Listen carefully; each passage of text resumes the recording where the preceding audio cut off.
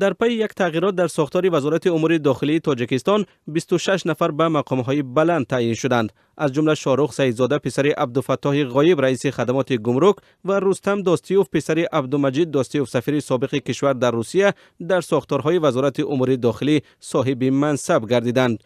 بنا به تغییرات کادری که روز 12 دکبر صورت گرفت، شاهرخ سعیدزاده سردار ریاست کافتکاب جنایی وزارت کارهای داخلی و رستم داستیوف سردار شعبه امور داخلی ناحیه خراسان ولایت ختلان تعیین شد.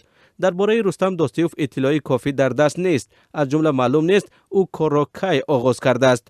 پدپلکونیک شاهرخ سعیدزاده 31 ساله از سال 2012 هم باز در نهادهای حفظ حقوق کار میکند. در تغییرات کادری روز سه‌شنبه گنرال شریف نظرزاده که تا این دم به حیث سردار ریاست امور داخلی سوخت کار میکرد، رهبر اداره امور داخلی پایتخت تعیین شد. در این روز در ساختار دادگاه‌های کشور نیز تغییرات کادری صورت گرفت.